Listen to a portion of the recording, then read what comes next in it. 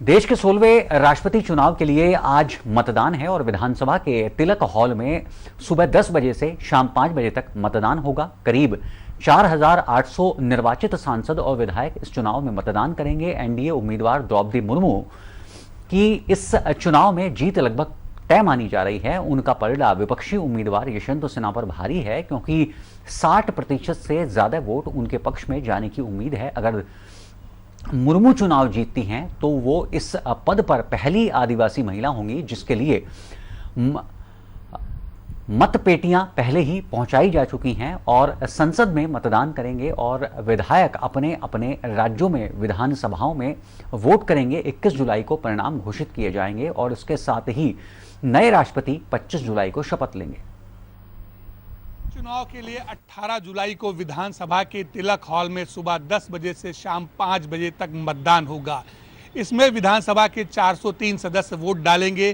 साथ ही वो संसद सदस्य भी मतदान में हिस्सा लेंगे जिन्हें निर्वाचन आयोग ने विशेषतया लखनऊ में मत देने के लिए अधिकृत किया हो।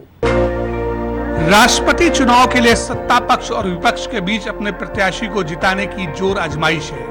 एनडीए की ओर से जहां द्रौपदी मुर्मू को राष्ट्रपति पद का उम्मीदवार बनाया गया है, वहीं विपक्ष ने यशवंत सिन्हा को अपना उम्मीदवार बनाया है। दोनों ही प्रत्याशियों के बीच सीधी टक्कर है। बात अगर उत्तर प्रदेश की करें तो यहां विपक्ष का एक बड़ा धड़ा एनडीए की प्रत्याशी द्रौपदी मुर्मू को वोट करने की घोषणा कर चुका है। इस मामले में तो समाजवादी पार्टी से विधायक और सपा के वरिष्ठ नेता शिवपाल सिंह यादव ने समाजवादी पार्टी के मुखिया अखिलेश यादव को पत्र तक लिख दिया है।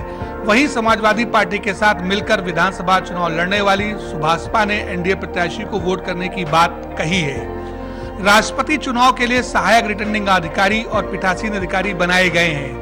मतदाता विधानसभा की कट संख्या 80 से वोटर स्लिप प्राप्त कर अपने मताधिकार का प्रयोग कर सकेंगे।